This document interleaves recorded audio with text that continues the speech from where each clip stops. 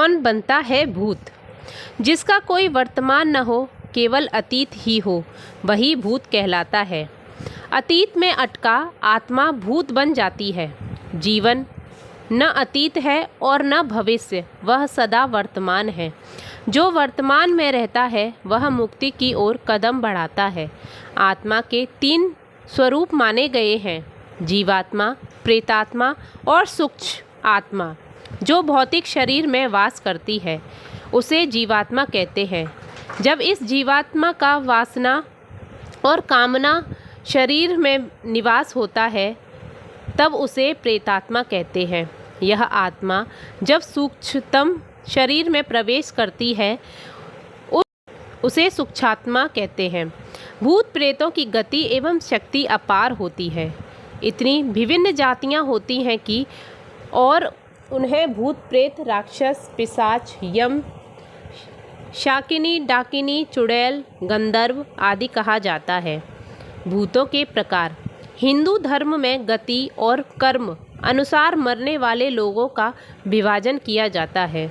भूत प्रेत, पिशाच, कुष्मांडा, ब्रह्म राक्षस, बेताल और श्वेतपाल उक्त सभी के उपभाग भी होते हैं।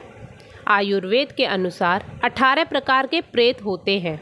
भूत सबसे शुरुआती पद है, या कहें कि जब कोई आत्मा व्यक्ति मरता है तो सर्वप्रथम भूत ही बनता है।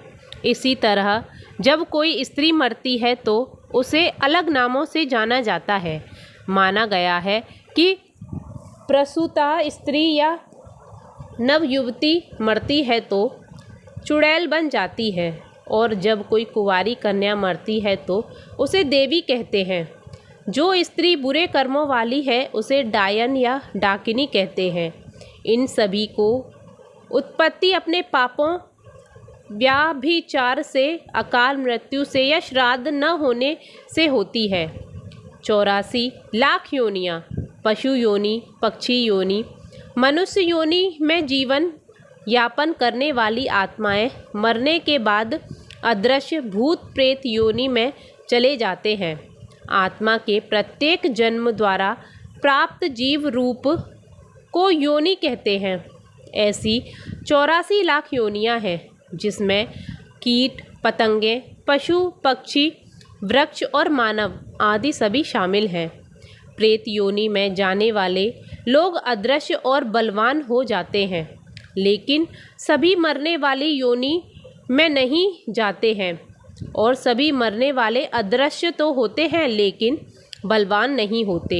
यह आत्मा के कर्म और गति पर निर्भर करता है। बहुत से भूत या प्रेत योनि में न जाकर पुनः गर्भ धारण कर मानव बन जाते हैं। पितृपक्ष में हिंदू अपने पितरों का तर्पण करते हैं।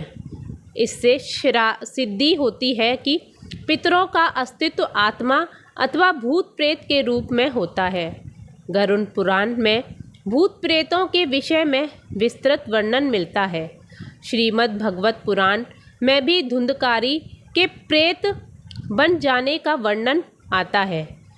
अतृप्त आत्माएं बनती हैं भूत।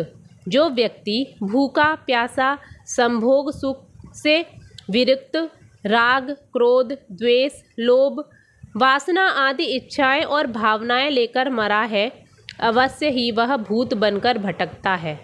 और जो व्यक्ति दुर्घटना, हत्या, आत्महत्या आदि से मरा है, वह भी भूत बनकर भटकता है।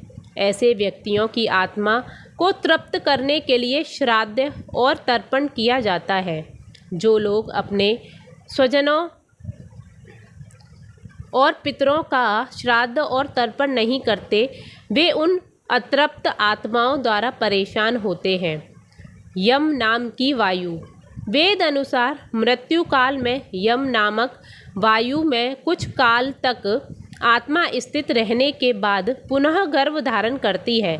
जब आत्मा गर्भ में प्रवेश करती है तब वह गहरी सुपुष्टि अवस्था में होती है।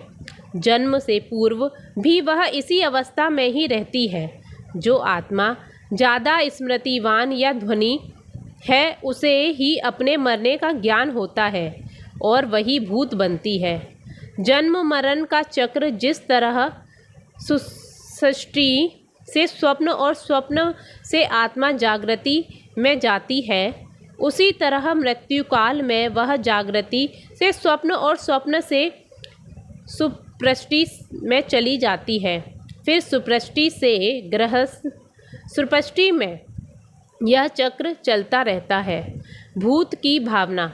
भूतों को खाने की इच्छा अधिक रहती है, इन्हें प्यास भी अधिक लगती है, लेकिन तृप्ति नहीं मिल पाती है। ये बहुत दुखी और चिड़चिड़ा होते हैं। यह हर समय इस बात की खोज करते रहते हैं कि कोई मुक्ति देने वाला मिले। ये कभी घर में तो कभी जंगल में भटकते रहते हैं। भूत की स्थिति। ज़्यादा शोर, उजाला और मंत्रोच्चारण से यह दूर रहते हैं, इसलिए इन्हें कृष्ण पक्ष ज़्यादा पसंद है।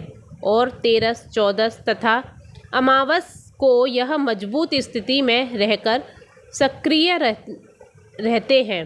भूत प्रेत प्रातः उन स्थानों में दृष्टिगत होते हैं जिन स्थानों से मृतक का अपने जीवन काल में संबंध रहा है या जो एकांत में स्थित है। बहुत दिनों से खाली पड़े घर या बंगले में भी भूतों का वास हो जाता है। तो फ्रेंड्स, आज की कहानी आपको कैसी लगी मुझे बताइएगा ज़रूर, और मेरे चैनल को प्लीज़ प्लीज़ प्लीज़ करके सब्सक्राइब ज़रूर करिएगा। मैं आपके लिए ऐसी ही नई नई कहानियाँ लेके आती रहूँगी। तो कल फिर मिलते हैं नई कहानी के साथ। Thank you so much.